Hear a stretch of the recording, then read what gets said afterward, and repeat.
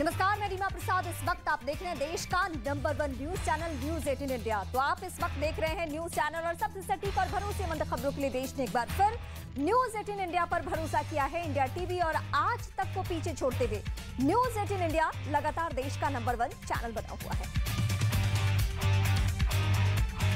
नमस्कार, बहुत स्वागत है आपका। मैं हूं आपके साथ शालिनी कपूर तिवारी। नंबर 1 देश का चैनल आप इस वक्त देख रहे हैं और हम पर भरोसा जताने के लिए आप सभी का बहुत बहुत धन्यवाद। शुरुआत करेंगे कुदरत के कहर की तस्वीरों के साथ। आज हम सितंबर के महीने में मॉनसून पलटवार कर रहा है। जाते जाते मॉनसून अपना रौद्र रूप दिखा रहा है।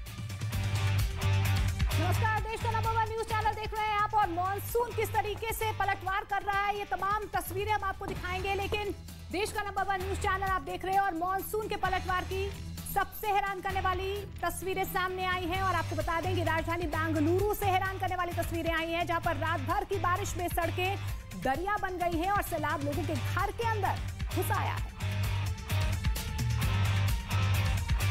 और बेंगलुरु में बारिश आफत बन चुकी है। रात भर हुई मूसलाधार बारिश ने कर्नाटक की राजधानी की तस्वीर बदल कर रख दी। बेंगलुरु में मूसलाधार बारिश के बाद शहर के हालात कैसे बिगड़ चुके हैं, उसकी ये तस्वीरें हम दिखा रहे हैं आपको। हाउसिंग सोसाइटी के बेसमेंट में इतना पानी भर गया है कि वहां खड़ी कारें पानी में डूब चुकी हैं। इन तस्वीरों को देख करके आप समझ पाएंगे कि जल जमाव के बाद लोग कितने परेशान हुए हैं। आईटी कंपनियों के कर्मचारी ट्रैक्टर से अपने दफ्तर अब पहुंच रहे हैं। मतलब सड़कों पर इतना पानी भरा है कि लोगों का कार से दफ्तर पहुंचना मुश्किल हो गया है। कई रिहायशी इलाकों में कारें पानी में डूबती नजर आ रही हैं। तो ये बेंगलुरु का हाल हुआ है, जिसकी तस्वीरें बारिश के बाद सामने आ रही हैं।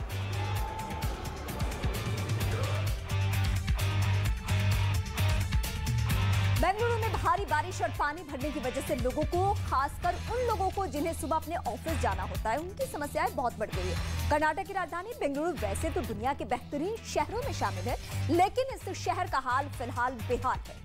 तस्वीरें आपको हम दिखा रहे हैं। भारी बारिश की वजह से बेंगलुरु में बाढ़ जैसे हालात हो गए। कई इलाकों में पानी भर चुका है। कुछ इलाकों में पानी इतना ज्यादा बढ़ चुका है कि लोगों को सुरक्षित निकालने के लिए नाव का इस्तेमाल करना पड़ रहा है। और दफ्तर जाने के लिए लोग ट्रैक्टर का इस्तेमाल करते नजर आ रहे हैं। सामने आए एक वीडियो में साफ देखा जा रहा है कि ऑफिस पहुंचने के लिए आईटी कंपनी के कर्मचारियों ने ट्रैक्टर ट्रॉली का सहारा लिया। हालात ये हैं कि कई कंपनियों में अपने कर्मचारियों को घर से काम करने की अनुमति दे दी गई है।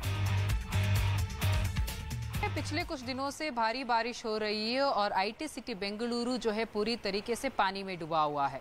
ये तस्वीरें हम आपको मारताहल्ली से लेके आ रहे हैं। यहाँ पे देखिए, ये जो पूरा रोड है वो समुद्र के तौर पे दिखाई दे रहा है। पूरे घरों में जो है पानी घुस चुके हैं। यहाँ पे जितने भी ग्राउंड फ्लोर है वो सब खाली कर दिए गए हैं। वो सब अपने दूसरी घरों में जो है शिफ्ट हो गए हैं, या तो नेबरिंग घरों में गए हैं या फिर होटल में जाने की कोशिश की है। वहाँ पर उन्होंने अपने लिए शेल्टर पाया है। पर ये तस्वीरों में देखिए आप, गाड़ी यहाँ पे जो गाड़ियाँ वगैरह जो खड़ी है वो भी जो है पूरी तरीके से पानी में डूबी हुई दिखाई दे रही है। यहाँ पर जितने भी घर है उस सब में जो है लोग अभी फिलहाल के लिए बहुत सारे लोग यहाँ से दूसरी जगह के लिए निकल चुके हैं और बाकी कुछ लोग जो है अभी भी अपने फर्स्ट या सेकेंड फ्लोर में इस तरीके से फंसे हुए हैं। पिछले 2 दिनों से यहाँ पर खाने पीने की व्यवस्था भी नहीं थी, मगर आज जो है जब सीएम बसवराज बोम्मई ने रात को एक अचानक से मीटिंग बुलाई, उस मीटिंग के बाद जो है सिविक बॉडी यहाँ की, जो कि बृहद बेंगलुरु महानगर पालिका जो है अब यहाँ पर ग्राउंड पे दिखाई दे रही है। और यहाँ पर जो है लोगों को ट्रैक्टर के जरिए खाने पीने की व्यवस्था दी गई है। कुछ लोग जो बाहर निकलना चाहते हैं यहाँ से, उनको भी इस जगह से बाहर निकाला जा रहा है। तो ग्राउंड जीरो से आप तस्वीरें लगातार देख रहे हैं। लेकिन बेंगलुरु में भारी बारिश ने लोगों को लगातार परेशान किया हुआ है। लोगों के घर से लेकर दफ्तरों तक पानी पानी नजर आ रहा है। इस बीच एक लड़की की मौत की खबर भी सामने आई है। हालांकि आरोप यह है कि करंट लगने से इस लड़की की मौत हुई। बताया गया कि 23 साल की लड़की स्कूटर से घर लौट रही थी, लेकिन रास्ते पर पानी होने की वजह से वो स्कूटर से फिसल गई। लड़की ने सहारे के लिए पास के बिजली के खंभे को पकड़ने की कोशिश की, लेकिन उसे बिजली का झटका लगा और दोबारा नीचे गिर गई। उसे अस्पताल ले जाया गया, लेकिन उसकी जान बचाई नहीं जा सकी। तो बेंगलुरु में हुई भारी बारिश के बाद ये तस्वीरें आप देख पा रहे हैं। इस बच्ची की मौत हुई है करंट लगने से। हालांकि तस्वीरें हम लगातार देख रहे हैं कि किस तरीके से जलभराव बेंगलुरु की तमाम सड़कों में नजर आ रहा है। तालाब फिलहाल जो है सड़कें नजर आ रही है बेंगलुरु की। और आप तस्वीरों में भी देख पा रहे हैं राहत और बचाव कार्य लगातार जारी है। लेकिन आप देखिए कि किस तरीके से कर्मचारियों को दफ्तरों तक पहुंचने के लिए ट्रैक्टर का सहारा लेना पड़ रहा है। लेकिन देखिए, ये बड़ा हादसा भी यहाँ पर हुआ है। तो बेंगलुरु में हुई भारी बारिश के बाद हालात बिगड़ गए हैं। हालात सिर्फ सड़कों पर बेहाल नहीं है, लोगों के घरों में भी पानी घुस गया है। कई हाउसिंग सोसाइटी के अंदर बारिश के बाद पानी घुस गया है। हाउसिंग सोसाइटी में घुसा पानी लोगों के लिए परेशानी बन चुका है। बेसमेंट में खड़ी कारें पानी में डूब चुकी है। लोगों को समझ नहीं आ रहा कि ऐसे हालात में मदद मांगी किससे जाए। हाउसिंग सोसाइटी के बेसमेंट में पानी भरने के बाद लोगों ने मोटर पंप की मदद ली। मोटर पंप की मदद से बेसमेंट का पानी निकालने की कोशिश हुई और ये तस्वीरें फिलहाल हम बेंगलुरु से इस वक्त आपको दिखा रहे हैं कि परेशानी और चुनौती कितनी बढ़ी हुई है।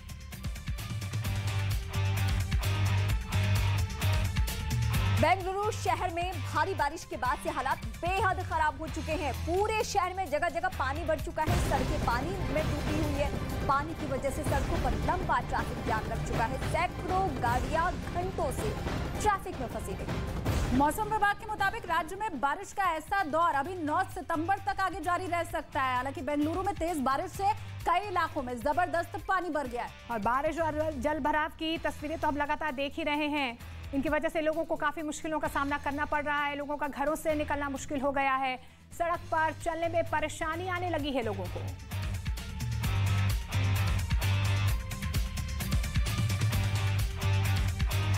तो सितंबर का पहला हफ्ता बीतता जा रहा है, लेकिन बारिश है कि कम होने का नाम नहीं ले रही है। जोरदार बारिश ने बेंगलुरु को पानी पानी कर दिया है। बारिश की वजह से बेंगलुरु शहर में सैलाब आ चुका है। देखते ही देखते सब कुछ डूबा हुआ नजर आ रहा है। सबसे प्रभावित इलाकों में से Bellandur, Sarjapura road, Whitefield, outer ring road और BEML लेटआउट शामिल है। इससे पहले 30 अगस्त को शहर में ऐसी बारिश हुई थी जिससे तबाही ही तबाही।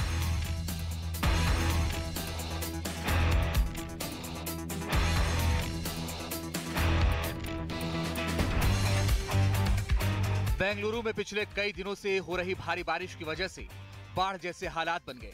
वहां के कई इलाकों में इतना पानी भर गया कि लोगों को सुरक्षित निकालने के लिए नाव की मदद ली गई। सड़कों पर 2 से 3 फीट तक पानी भर गया। इस बीच सैलाब के बीच कुछ लोग जान जोखिम में डालकर मोटरसाइकिल से सड़क पार करते नजर आए। वहाँ इतना ज्यादा पानी भरा था कि अगर गलती से उनका पैर फिसल जाता तो बड़ा हादसा भी हो सकता था। बेंगलुरु के एक दूसरे हिस्से में एक तालाब से नीले रंग का पानी सड़क पर बहता दिखाई दिया। उसी पानी के बीच से एक खुदाई करने वाली मशीन गुजरती नजर आई। वहां पानी का बहाव इतना ज्यादा था कि उधर से लोगों की पैदल जाने की हिम्मत नहीं हुई। पिछले एक हफ्ते से लगातार हो रही भारी बारिश की वजह से बेंगलुरु के कई हिस्सों में बाढ़ जैसे हालात बन गए। कई इलाकों में तो बारिश से लोगों की मुसीबतें ऐसी बढ़ी कि उन्हें घर छोड़कर सुरक्षित जगह जाना पड़ गया। एक इलाके से तो डराने वाली तस्वीर सामने आई, जहां एक आदमी सड़क पर लबालब भरे पानी में डूबता नजर आया। लेकिन जैसे ही वहां मौजूद लोगों ने इसकी जानकारी कुछ सुरक्षा कर्मियों को दी, उन्होंने सैलाब से उसे बाहर निकाल लिया। भारी बारिश की मार सबसे ज्यादा बेंगलुरु के निचले इलाकों पर पड़ी है, जहां सड़कों पर इतना पानी भर गया कि लोगों का घरों से निकलना भी मुश्किल हो गया। लगातार हुई बारिश के बाद कई इलाकों में सड़कें गायब दिखी। कुछ हिस्सों में तो सड़क पर ऐसा सैलाब नजर आया जिसे देखकर लगा मानो कोई नदी शहर के बीच उतर आई हो। वहां सड़कों पर पानी भरने की वजह से लोगों की मुश्किलें काफी बढ़ गईं। बारिश के बाद सैलाब ने ऐसा कहर बरपाया कि कुछ जगहों पर तो सड़कें ही टूट गईं, जिससे ट्रैफिक बुरी तरह थम गया। लोग सड़क पर ऐसे फंसे कि उन्हें घर पहुंचने के लिए काफी मशक्कत करनी पड़ी। कुछ लोग तो घुटने तक भरे पानी के बीच पैदल ही सड़क पार करते दिखाई दिए। कर्नाटक में पिछले कुछ दिनों से लगातार जोरदार बारिश हो रही है, जिसकी वजह से वहां ज्यादातर जिलों में सड़कें पानी में डूब गई हैं।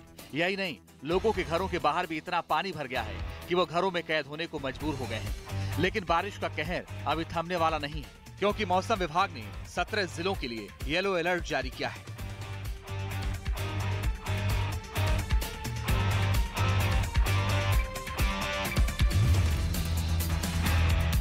तो बेंगलुरु ही नहीं, उत्तर प्रदेश के अयोध्या में भी भारी बारिश का कहर देखा जा रहा है। वहां पर लगातार बारिश हो रही है और सरयू नदी उफान पर है। सरयू का जलस्तर लगातार बढ़ रहा है, खतरे के निशान से ऊपर बह रहा है, जिसके बाद प्रशासन ने अलर्ट भी जारी कर दिया। सरयू नदी में उफान की वजह से निचले इलाकों में पानी बढ़ चुका है। इन इलाकों में बसे हुए लोगों को अब सुरक्षित जगहों पर पहुंचाया जा रहा है।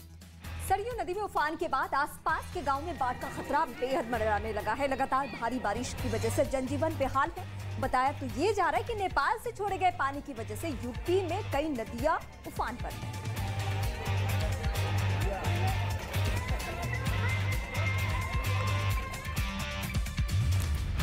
और टीआरपी की रेस में न्यूज 18 इंडिया की बादशाहत लगातार कायम है। आपका पसंदीदा न्यूज चैनल न्यूज 18 इंडिया आज तक पर अब बहुत बड़ी बढ़त बना चुका है। इस हफ्ते की टीआरपी में न्यूज 18 इंडिया को आज तक से 16% ज्यादा दर्शकों ने देखा है। प्राइम टाइम में न्यूज 18 इंडिया के पास 14.3% मार्केट शेयर है, जबकि 12.2% के साथ आज तक बहुत पीछे है। जी न्यूज और एबीपी न्यूज मिलकर भी न्यूज 18 इंडिया से बहुत पीछे हैं। आपका भरोसा हमें लगातार बना रहा है देश का नंबर 1 न्यूज चैनल। दिल्ली के हैदराबाद हाउस में प्रधानमंत्री नरेंद्र मोदी और बांग्लादेश की पीएम शेख हसीना की मुलाकात। दोनों देशों के प्रतिनिधिमंडल के बीच हुई वार्ता, 7 मुद्दों पर सहमति। हमने आतंकवाद और कट्टरवाद के खिलाफ सहयोग पर भी जोर दिया। सीबीआई के बाद अब दिल्ली की नई आबकारी नीति मामले में ईडी भी सक्रिय। 30 से अधिक जगहों पर सर्च ऑपरेशन। देश के कई राज्यों में चल रही है ईडी की कार्रवाई। आरोपी बनाए गए हैं 16 आरोपी, उनमें से एक ये शख्स भी है जिसके घर पे फिलहाल छापेमारी हो रही है। दिल्ली में राजपथ का नाम अब होगा कर्तव्य पथ। सुभाष चंद्र बोस की मूर्ति से राष्ट्रपति भवन तक के मार्ग का बदलेगा नाम। अंग्रेजों के समय से था राजपथ का नाम।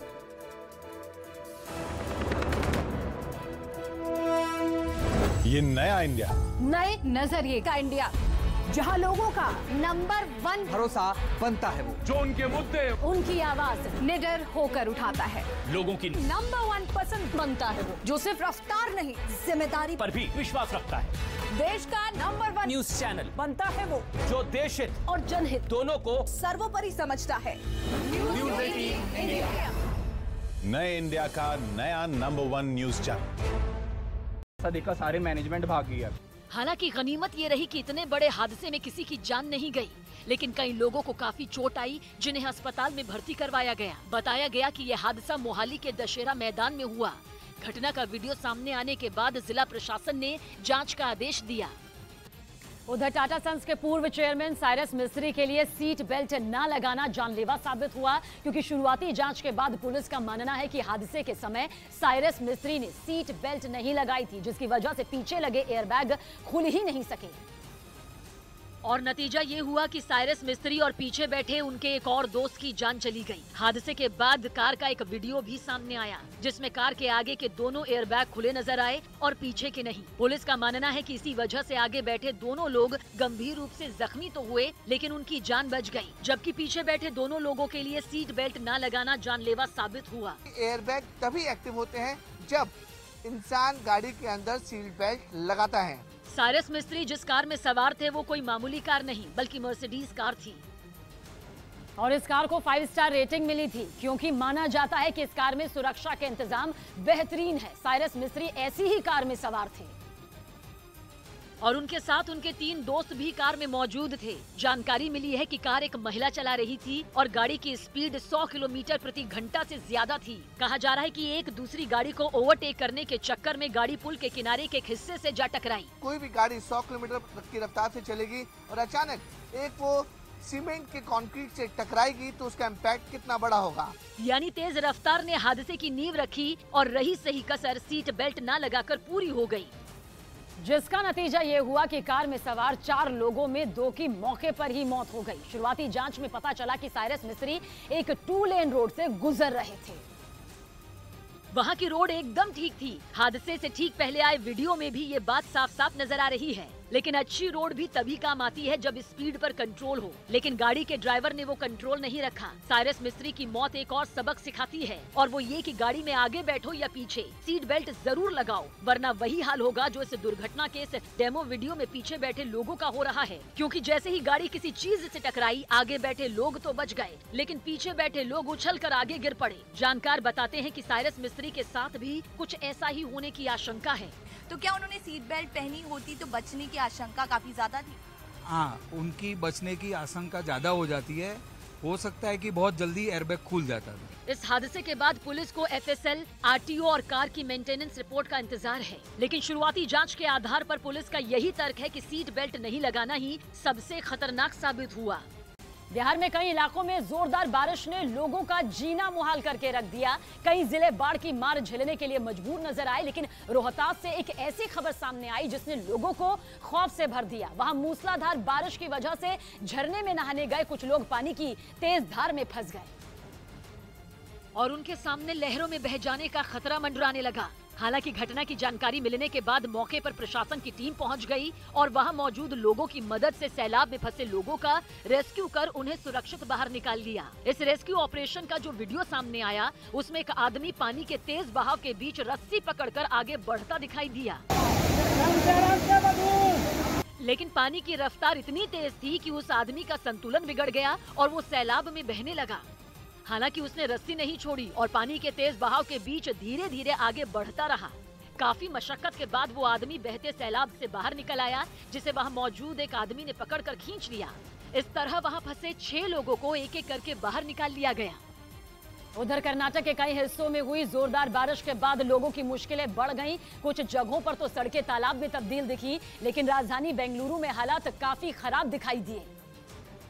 जहां सैलाब के बीच कुछ लोग जान जोखिम में डालकर मोटरसाइकिल से सड़क पार करते नजर आए। वहां इतना ज्यादा पानी भरा था कि अगर गलती से उनका पैर फिसल जाता तो बड़ा हादसा भी हो सकता था। बेंगलुरु के एक दूसरे हिस्से में एक तालाब से नीले रंग का पानी सड़क पर बहता दिखाई दिया। उसी पानी के बीच से खुदाई करने वाली मशीन गुजरती नजर आई। वहाँ पानी का बहाव इतना ज्यादा था कि उधर से लोगों की पैदल जाने की हिम्मत नहीं हुई। पिछले 1 हफ्ते से लगातार हो रही भारी बारिश की वजह से बेंगलुरु के कई हिस्सों में बाढ़ जैसे हालात बन गए, जिससे लोगों की मुश्किलें ऐसी बढ़ी कि उन्हें घर छोड़कर सुरक्षित जगह पर जाना पड़ गया। एक इलाके से तो डरा देने वाली तस्वीर भी सामने आई, जहां एक आदमी सड़क पर लबालब भरे पानी में डूबता नजर आया। लेकिन जैसे ही वहां मौजूद लोगों ने इसकी जानकारी कुछ सुरक्षा कर्मियों को दी, उन्होंने सैलाब से उसे बाहर निकाल लिया। भारी बारिश की मार सबसे ज्यादा बेंगलुरु के निचले इलाकों पर पड़ी है, जहां सड़कों पर इतना पानी भर गया कि लोगों का घरों से निकलना भी मुश्किल हो गया। लगातार हुई बारिश के बाद कई इलाकों में सड़कें गायब दिखाई दी।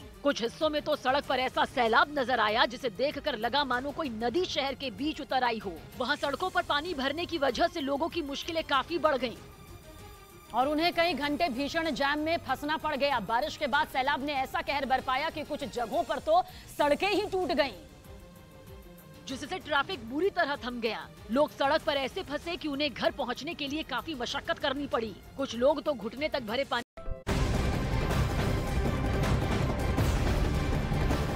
इस बीच बड़ी खबर आपको बता दें, बिहार के मुख्यमंत्री नीतीश कुमार के दिल्ली दौरे पर सुशील मोदी ने हमला बोला है। सुशील मोदी ने ये कहा है कि बिहार बाढ़ में डूब रहा है और नीतीश कुमार पॉलिटिकल तीर्थ यात्रा पर निकले हुए हैं।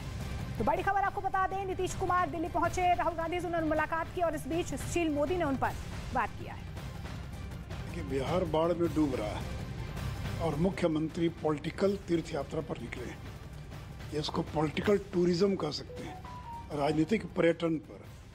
इसके पहले केसीआर भी 6 राज्यों की यात्रा कर चुके हैं, ममता बनर्जी भी दिल्ली कई बार कर कैंप कर चुकी हैं, अब नीतीश जी भी आए हैं। तो चुनाव का मौसम है, चुनाव नज़दीक आ रहा है लोकसभा का, तो ये सारे दल जो हैं वो पॉलिटिकल पर्यटन पर, टूरिज्म पर निकले हैं। इन देखिए इसका कोई परिणाम नहीं निकलने वाला है। और तेज हवाएं चली। हवा की रफ्तार के सामने टापू पर मौजूद कई पेड़ टिक नहीं पाए और जगह जगह टूटकर गिर गए, जिससे वहां की ट्रैफिक व्यवस्था पर भी काफी असर पड़ा। और यही नहीं, बिजली के खंभों और लोगों के मकानों को भी इससे काफी नुकसान पहुंचा। ऐसे में एहतियात बरतते हुए सैकड़ों मकानों की बिजली काट दी गई, जिससे लोगों में खौफ और बढ़ गया। हालांकि कहा जा रहा है कि अगले कुछ घंटों में तूफान का कहर पहले से थोड़ा कम हो सकता है, लेकिन चेतावनी दी गई कि ये तूफान दक्षिण कोरिया और दक्षिण पश्चिमी जापान की मुश्किलें बढ़ा सकता है, क्योंकि वहाँ तेज बारिश के साथ ताकतवर हवाओं के चलने का अनुमान है। यहाँ तक कि इस साल के सबसे ताकतवर तूफान को देखते हुए चीन और जापान में कई फ्लाइटें रद्द कर दी गईं और समुद्र में नावों के चलने पर भी रोक लगा दी गई। इतना ही नहीं, दुर्घटनाओं से बचने के लिए चीन के शंघाई में 50,000 से ज्यादा पुलिस कर्मियों को तैनात किया गया है। ये फैसला चीन प्रशासन की तरफ से इसलिए लिया गया ताकि खतरनाक इलाकों की तरफ जाने से लोगों को रोका जा सके। इधर लखनऊ के जिस नामी लेवाना होटल की आग ने 4 लोगों की जान ले ली, अब उस होटल के वजूद पर ही तलवार लटक रही है। अगर जांच में होटल मालिकों की गलती पाई गई तो उस पर बुलडोजर चलेगा। पुलिस ने जिस होटल के 2 मालिकों और जनरल मैनेजर को भी पूछताछ के लिए अब हिरासत में ले लिया है। क्योंकि कहा जा रहा है कि होटल में आग से निपटने से पुख्ता इंतजाम नहीं थे। सामने आई तस्वीरों में भी इस बात की तस्दीक होती दिखी। दमकल कर्मियों से लेकर पुलिस के अधिकारियों के होटल की आग बुझाने में पसीने छूट गए। होटल की खूबसूरती बढ़ाने के लिए उसकी बाहरी दीवार के ऊपर से नीचे तक लकड़ी के पैनल लगाए गए थे और उन पैनलों को लोहे से जोड़ा गया था। उसके पीछे भी कांच लगा था। ये बात ही लोगों का काल साबित हुई और दमकल कर्मियों के लिए होटल के अंदर पहुंचना टेढ़ी खीर हो गया। पहले तो वो अपने हाथों से ही लकड़ी के वो पैनल उखाड़ते दिखे। इसके बाद धारदार बड़ा सा कटर मंगाया गया। लकड़ी के फट्टे जब उखड़े तब जाकर शुरू हुई कांच को तोड़ने की कवायद।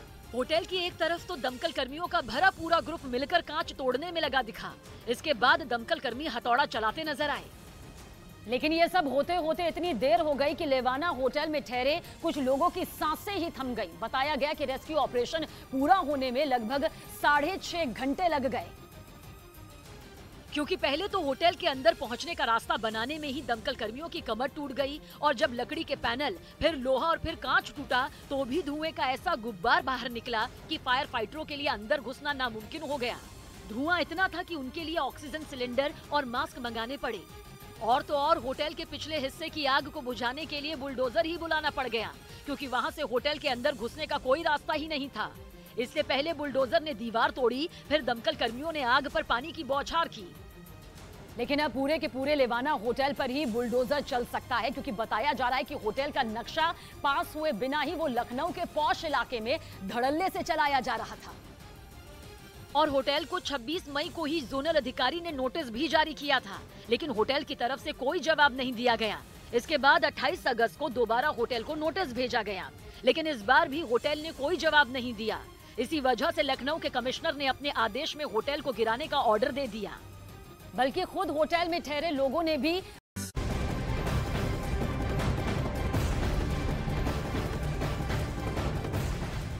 और इस बीच बड़ी खबर आपको बता दें, दिल्ली पुलिस की बड़ी कार्रवाई। नार्को टेरर सिंडिकेट का पर्दाफाश किया गया है। दिल्ली पुलिस की बड़ी कार्रवाई, 1200 करोड़ की ड्रग्स जब्त की गई है। दिल्ली पुलिस की बड़ी कार्रवाई है। 2 अफगानी नागरिक भी गिरफ्तार किए गए हैं इस पूरी कार्रवाई में।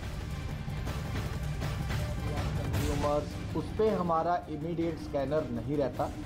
हमारा जो मेन टास्क है वो हम देखते हैं कि कहां से हम बल्क सीजर कर सकें, किसको पकड़ सकें, जो कि आगे सप्लाई कर रहे हैं। बट अगर हमें कोई इमर्ज करेगा जो कि हमें लग रहा है कि रेगुलर बेसिस पे इनसे परचेज कर रहे थे और आगे यंगस्टर्स को बेच रहे थे या जो लोग पार्टी करते हैं उनको बेच रहे थे, तब हम उस पर करेंगे। लेकिन अभी हमारा जो मेन फोकस है वो नार्को टेरर को लेके है। मैंने जो तमाम स्टेट्स लिस्ट करी हैं, इसमें तमाम स्टेट्स में इनका वो होना था।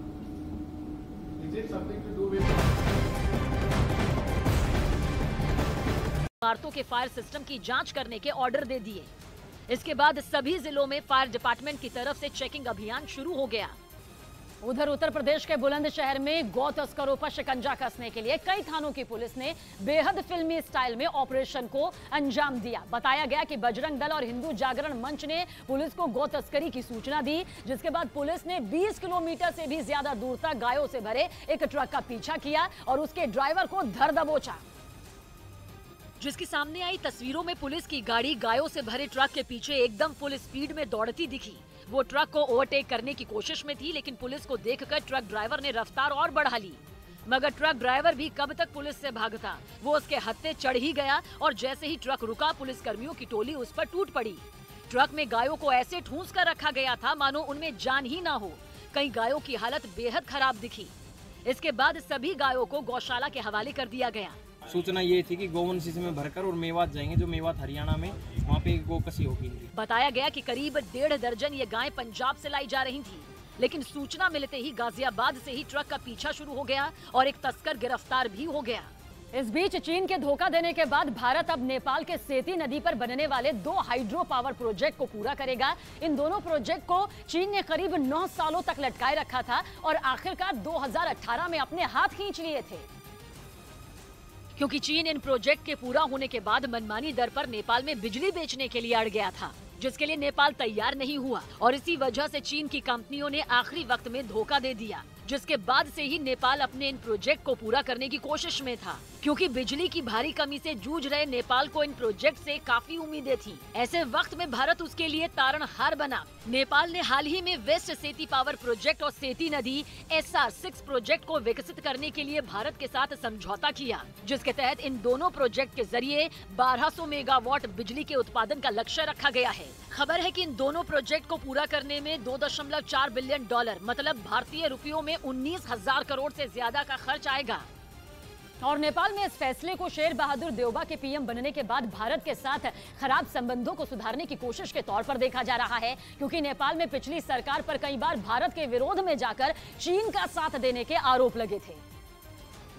लेकिन जब चीन ने नेपाल को धोखा दिया तब प्रधानमंत्री मोदी ने नेपाल के बिजली का सपना पूरा करने की पहल की थी। पीएम इसी साल मई में बुद्ध जयंती के मौके पर आयोजित एक कार्यक्रम में हिस्सा लेने नेपाल के लुम्बिनी पहुंचे थे, जहां नेपाल की सरकार की अपील पर पीएम ने इन दोनों प्रोजेक्ट के लिए हामी भरी थी। जो बिजली की भारी कमी से जूझ रहे नेपाल के लिए किसी संजीवनी से कम नहीं है, क्योंकि बिजली संकट की वजह से नेपाल की कई फैक्ट्रियां या तो बंद हो चुकी हैं या बंद होने की कगार पर पहुंच चुकी हैं। यानी मौजूदा हालात को देखते हुए नेपाल के लिए ये दोनों प्रोजेक्ट काफी अहम है।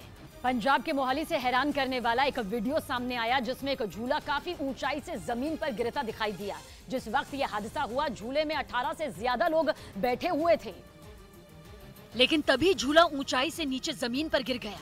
सामने आए वीडियो में झूले पर कई लोग बैठे दिखाई दिए। सब कुछ ठीक चल रहा था, लेकिन तभी झूला और ऊंचाई पर जाने लगा। लेकिन जैसे ही वो ऊपर पहुंचा, उसमें लगा एक हुक खुल गया, जिसके बाद उसमें बैठे सभी लोग 40 फीट की ऊंचाई से झूले के साथ नीचे जमीन पर जा गिरे। ये हादसा इतना भीषण था कि झूले पर सीट बेल्ट लगाकर बैठे कुछ लोग उछलकर दूर जा गिरे। इंडिया का प्राइड, मेरा प्राइड, वीकेसी प्राइड, कड़ी मेहनत का जश्न मनाइए। दिल्ली के हैदराबाद हाउस में प्रधानमंत्री नरेंद्र मोदी और बांग्लादेश की पीएम शेख हसीना की मुलाकात। दोनों देशों के प्रतिनिधिमंडल के बीच हुई वार्ता, 7 मुद्दों पर सहमति। हमने आतंकवाद और कट्टरवाद के खिलाफ सहयोग पर भी जोर दिया। सीबीआई के बाद अब दिल्ली की नई आबकारी नीति मामले में ईडी भी सक्रिय। 30 से अधिक जगहों पर सर्च ऑपरेशन, देश के कई राज्यों में चल रही है ईडी की कार्रवाई। आरोपी बनाए गए हैं 16 आरोपी, उनमें से एक ये शख्स भी है जिसके घर पे फिलहाल छापेमारी हो रही है। दिल्ली में राजपथ का नाम अब होगा कर्तव्य पथ। सुभाष चंद्र बोस की मूर्ति से राष्ट्रपति भवन तक के मार्ग का बदलेगा नाम। अंग्रेजों के समय से था राजपथ का नाम। 2024 से पहले विपक्ष को एक मंच पर लाने की कोशिश तेज। राहुल गांधी के बाद सीताराम येचुरी और केजरीवाल से मिले नीतीश कुमार। फिर कहा प्रधानमंत्री बनने की इच्छा नहीं। हम लोग विपक्षी दल से पूछ रहे हैं सर। क्लेमेंट है ही नहीं, उसके इच्छुक भी नहीं है। असम में आतंक के अड्डों के खिलाफ आक्रामक हुई जनता। गोलपारा इलाके में मदरसे को भीड़ ने किया जबरदोज। लोगों से आतंकी गतिविधियों में शामिल होने का शक। टाटा सन्स के पूर्व चेयरमैन साइरस मिस्त्री का अंतिम संस्कार आज। मुंबई के बर्ली में अंतिम दर्शन को पहुंच रहे लोग। सड़क हादसे में हुई थी मिस्त्री की मौत। बेंगलुरु में बारिश के बाद जलभराव से हालात अब भी खराब। लोगों के घरों और दफ्तरों में घुसा सड़क का पानी। शासन और प्रशासन भी हुआ लाचार। न्यूज 18 इंडिया लगातार बना हुआ है देश का नंबर 1 न्यूज चैनल। काफी पीछे छूटा आज तक और इंडिया टीवी, जी और एबीपी न्यूज मिलकर भी न्यूज 18 इंडिया से पीछे। एशिया कप में आज श्रीलंका से भिड़ेगी टीम इंडिया। सुपर 4 में पहुंचने के लिए जीतना जरूरी। शाम 7:30 बजे दुबई इंटरनेशनल स्टेडियम में होगा मैच।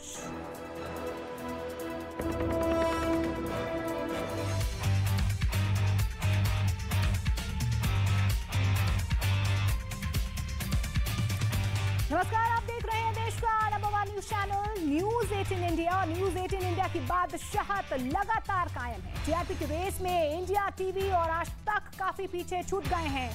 सबसे सटीक और भरोसेमंद खबरों के लिए देश ने एक बार फिर से न्यूज 18 इंडिया पर भरोसा जताया है। और न्यूज 18 इंडिया देश का नंबर 1 चैनल बना हुआ है। जी और एबीपी न्यूज मिलकर भी न्यूज 18 इंडिया से पीछे हैं। हम पर भरोसा जताने के लिए आप सभी का बहुत बहुत धन्यवाद।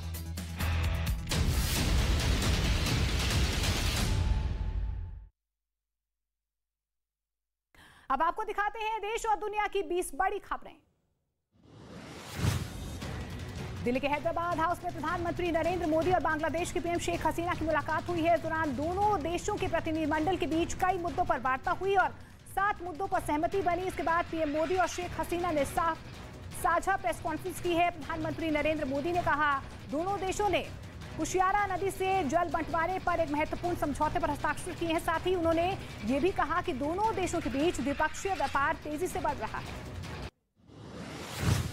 दिल्ली दौरे पर आए बिहार के मुख्यमंत्री नीतीश कुमार का बड़ा बयान सामने आया है। नीतीश कुमार ने कहा कि उन्हें प्रधानमंत्री बनने की कोई इच्छा नहीं है। उनकी कोशिश है कि विपक्षी दलों को सरकार के खिलाफ एकजुट करने की है ताकि देश में एक ताकतवर विपक्ष का गठन किया जा सके। नीतीश आज लेफ्ट और दिल्ली के सीएम अरविंद केजरीवाल से उन्होंने मुलाकात की। दिल्ली में शराब नीति पर सियासी घमासान लगातार जारी है। इस बीच दिल्ली बीजेपी हस्ताक्षर अभियान दिल्ली बीजेपी की तरफ से चलाया जा रहा है। दिल्ली के उप मुख्यमंत्री मनीष सिसोदिया की बर्खास्तगी की मांग को लेकर हस्ताक्षर अभियान चलाया गया। बीजेपी के अलग अलग मोर्चे के कार्यकर्ता दिल्ली में 15 जगह हस्ताक्षर अभियान चला रहे हैं। इस मौके पर दिल्ली बीजेपी के अध्यक्ष आदेश गुप्ता ने कहा कि अब भ्रष्टाचार के खिलाफ देश उठ खड़ा हो गया है। आबकारी मामले में देश भर में 30 जगहों पर ईडी की छापेमारी लगातार जारी है। दिल्ली, गुरुग्राम, लखनऊ, मुंबई, चंडीगढ़ और हैदराबाद में छापेमारी हो रही है। दिल्ली के डिफेंस कॉलोनी और जोरबाग इलाके में ईडी की टीम की छापेमारी चल रही है। सूत्रों के हवाले से खबर है कि मनीष सिसोदिया के आवास में फिलहाल छापेमारी नहीं हो रही है। जम्मू कश्मीर के आर्निया सेक्टर में पाकिस्तान ने सीजफायर का उल्लंघन किया है। वहां पर भारत पाक अंतर्राष्ट्रीय सीमा पर काम कर रहे बीएसएफ के जवानों पर फायरिंग की गई है, जिसका बीएसएफ के जवानों ने मुंहतोड़ जवाब दिया है। बीएसएफ का ये कहना है कि पाकिस्तानी रेंजर्स ने उकसाने वाले के लिए सीमा पार से उन पर फायरिंग की है।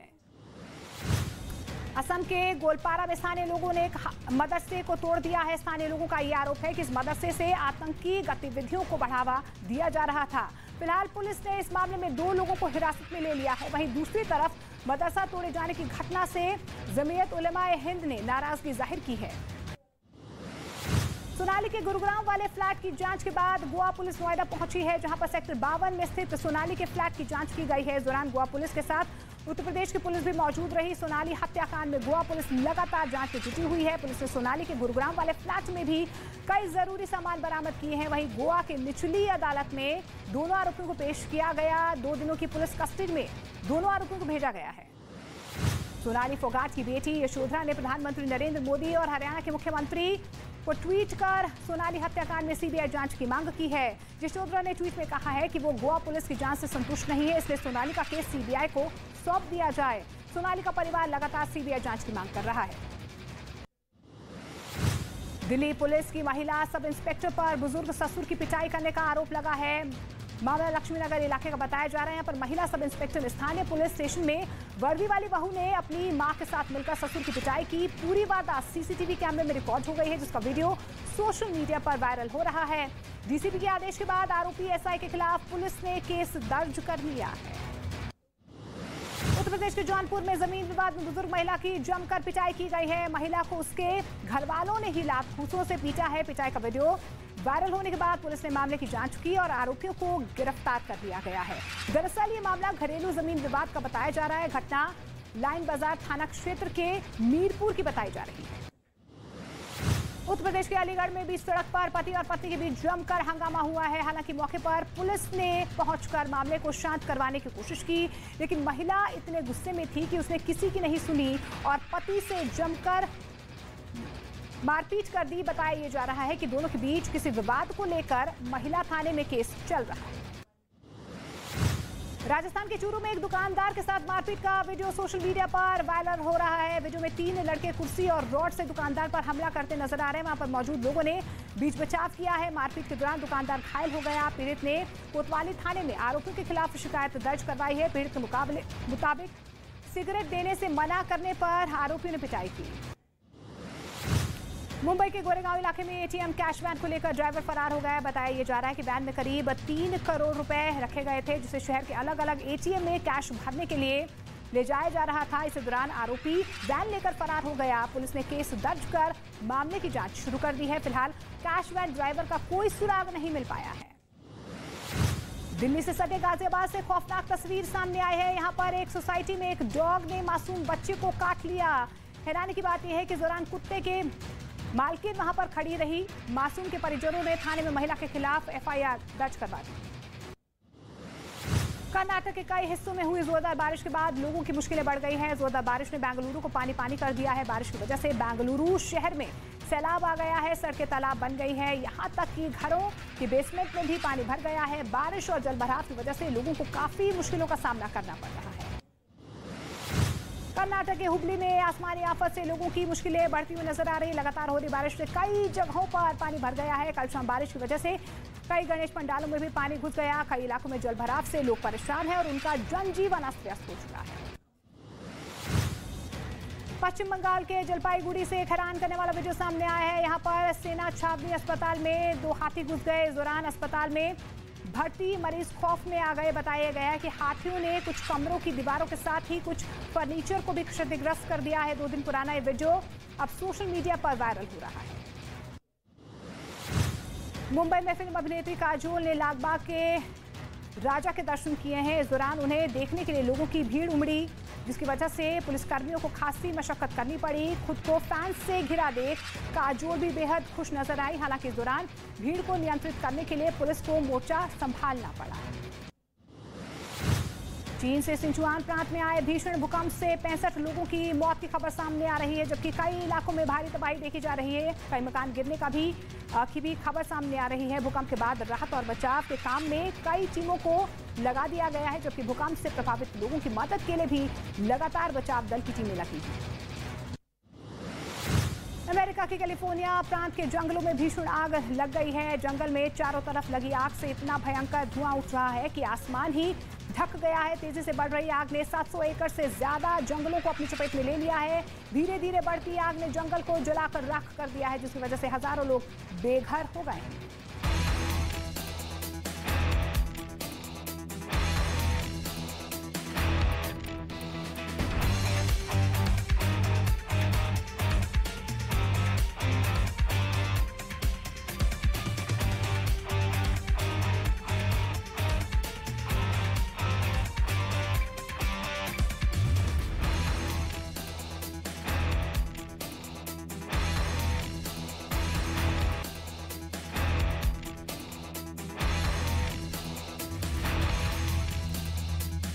सोनाली मर्डर केस में इस वक्त बड़ी खबर। आरोपी सुधीर ने गुरुग्राम वाले फ्लैट के रेंट अग्रीमेंट में सोनाली फोगाट को अपनी पत्नी बनाया था। तो बड़ी खबर इस वक्त की आ रही है सोनाली फोगाट केस में बड़ा अपडेट। किस तरह से सुधीर ने सोनाली को जो रेंट एग्रीमेंट के कागज थे उसमें अपनी पत्नी दिखाया है और पत्नी लिखा है। तो गुरुग्राम के सेक्टर 102 के फ्लैट नंबर 901 में सोनाली फोगाट और सुधीर सांगवान अक्सर एक साथ रुका करते थे और एग्रीमेंट की कॉपी आप देख पा रहे हैं। इस पूरे मर्डर केस में अब ये नई कड़ी जुड़ती हुई नजर आ रही है। सुधीर ने सोनाली को अपनी पत्नी बताया है।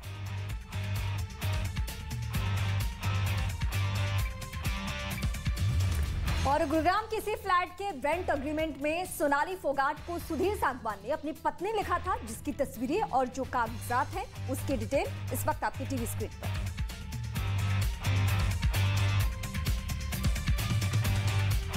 सोनाली फोगाट के गुरुग्राम वाले फ्लैट की जांच के बाद गोवा पुलिस अब नोएडा पहुंची, जहां सेक्टर 52 की हाउसिंग सोसाइटी में सोनाली के फ्लैट की जांच की गई है। और इस दौरान गोवा पुलिस के साथ उत्तर प्रदेश पुलिस भी मौजूद रही, जिसका सीसीटीवी फुटेज अब सामने आ चुका है, जिसमें गोवा पुलिस के साथ लोकल पुलिस भी दिख रही है। इस दौरान नोएडा की हाउसिंग सोसाइटी की RWA के प्रेसिडेंट भी यहां पर मौजूद रहे हैं। और इस वक्त बड़ी जानकारी हम आपको अपडेट कर दें। 2 खबरें इस वक्त हम आपको अपडेट कर रहे हैं। एक ये कि अग्रीमेंट में वाइफ बताया है सुधीर सांगवान ने, और दूसरी बड़ी खबर ये कि नोएडा के सेक्टर 52 में एक फ्लैट है जो कि सोनाली फोगाट का है, और वहां पे गोवा पुलिस है और नोएडा की पुलिस भी है। तस्वीरें अलग अलग एंगल से हम आपको दिखा रहे हैं, तो एक के बाद एक बड़े खुलासे हो रहे हैं इस वक्त।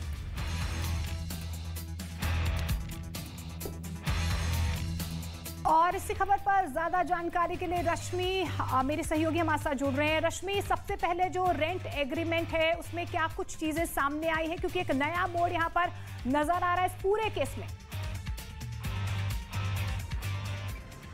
बिल्कुल मोनिका, अगर हम बात करें सुधीर सांगवान की, सोनाली फोगाट की, तो इनके रिश्तों की चर्चा लगातार होती आ रही है। लेकिन जब हम एक दस्तावेज की बात करते हैं, हम कागजात की बात करते हैं, इन ब्लैक एंड व्हाइट में जब हम बात करते हैं तो वो दावे बहुत ज़्यादा मजबूत हो जाते हैं, स्ट्रांग हो जाते हैं। वही एक्सक्लूसिव कॉपी रेंट एग्रीमेंट के साथ साथ हमारे पास रेसिडेंट इन्फॉर्मेशन भी है, जिसमें साफ साफ लफ्जों में लिखा हुआ है, जो कि न्यूज़ 18 इंडिया एक्सक्लूसिवली अपने दर्शकों को लगातार दिखा रहा है। यहाँ पर नाम में सोनाली फोगाट है और देखिए यहाँ पर किस तरीके से रिलेशनशिप में वाइफ मेंशन किया गया है, यानी कि पत्नी। सोचिए ज़रा।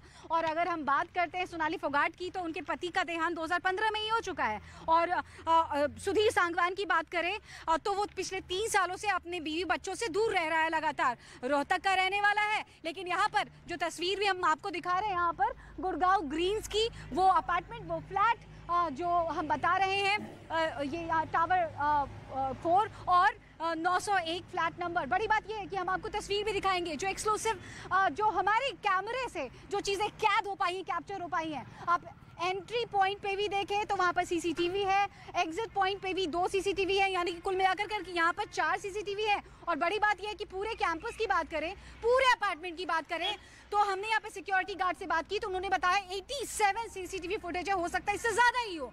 तो सोचिए ज़रा, जब गोवा पुलिस यहाँ पर पहुँचती है, 5 घंटे की पड़ताल होती है, 4 सदस्य उनकी फैमिली के, सोनाली फोगाट के रहते हैं मौजूद। यहाँ पर उन्होंने बहुत कुछ खंगाला है, बहुत कुछ मिला है। रश्मि, हम आपके पास लौटते हैं। ये एक्सक्लूसिव जानकारी सिर्फ और सिर्फ न्यूज़ 18 इंडिया के पास है और पुलिस को पता करना है कि सच है क्या वाकई वो ब्लैकमेल कर रहा था या ये रिलेशनशिप था।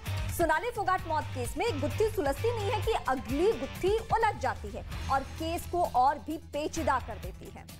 तो गोवा में सोनाली फोगाट की मौत हुई। अब जांच का दायरा 3 राज्यों तक फैल चुका है। गोवा पुलिस की टीम अब नोएडा का एंगल भी खंगाल रही है, उस बंगले तक भी पहुंची है। बिल्कुल, नोएडा में सोनाली फोगाट का एक फ्लैट है जिसकी जांच के लिए गोवा पुलिस की टीम वहां पर पहुंची और फ्लैट के किराएदारों का बयान भी दर्ज किया गया है।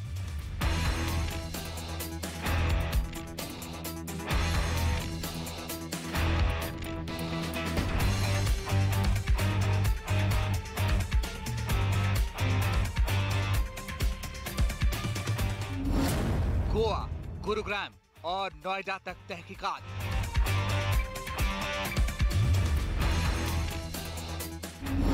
सोनाली फोगाट मर्डर केस में सच की तलाश। देखो, मैं आपको अभी सोनाली फोगाट के परिवार को सीबीआई से आस। नहीं, गोवा पुलिस तो वैसे टाइम पास कर रही है, कोई ऐसा कोई खास काम नहीं। सोनाली फोगाट की मर्डर मिस्ट्री का ट्रायंगल। सोनाली केस में जैसे जैसे जांच का दायरा बढ़ रहा है, नए रहस्यों से पर्दा उठ रहा है। सोनाली फोगाट से जुड़ी कई जानकारियां सामने आ रही हैं, जिसके आधार पर पुलिस अब हर कड़ियों को जोड़ने में जुट गई है। इससे पहले गोवा में पुलिस ने मौत के सुराग तलाशने की कोशिश की और उसके बाद हरियाणा के गुरुग्राम, हिसार और रोहतक तक मर्डर केस की फाइल में दर्ज एक एक पहलू को परखा गया। लेकिन जब गोवा पुलिस सबूतों की तलाश में नोएडा पहुंची तो पता चला कि सेक्टर 52 के अरावली अपार्टमेंट में भी सोनाली फोगाट के नाम पर एक फ्लैट है, जिसे उन्होंने किराए पर दे रखा था।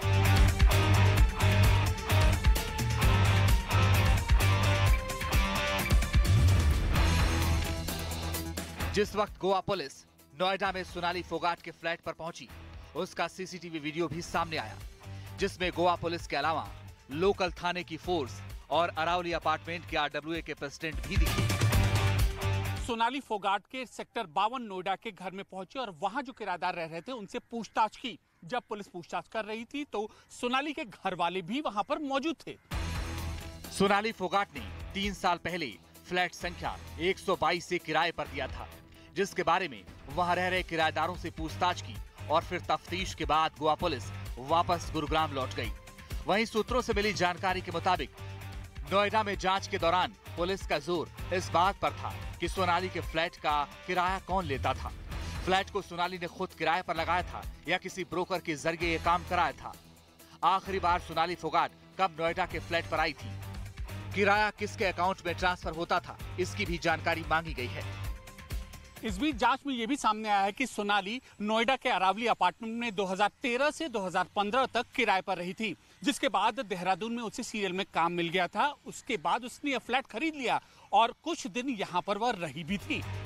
वहीं परिवार का आरोप है कि पैसों और प्रॉपर्टी के लालच में सोनाली फोगाट की हत्या को अंजाम दिया गया है और उसके पीछे सोनाली के पर्सनल सेक्रेटरी सुधीर सांगवान का हाथ है, जो काफी वक्त से सोनाली फोगाट के साथ रहता था। दावा तो ये भी है कि सोनाली फोगाट, उनका पीए सुधीर सांगवान और एक अन्य सहयोगी सुखविंदर सिंह तीनों नोएडा से दिल्ली पहुंचे और फिर दिल्ली से फ्लाइट लेकर गोवा पहुंचे थे। सवाल है कि क्या सोनाली के मर्डर की स्क्रिप्ट नोएडा में ही लिखी गई थी?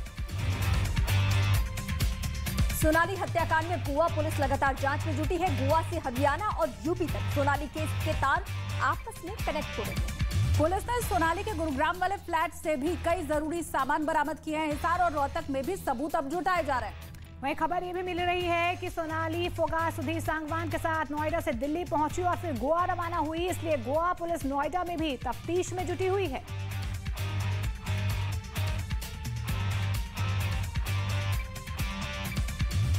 और अब आपको सोनाली फोगाट मर्डर केस से जुड़ी हुई 10 बड़ी खबरें दिखाते हैं।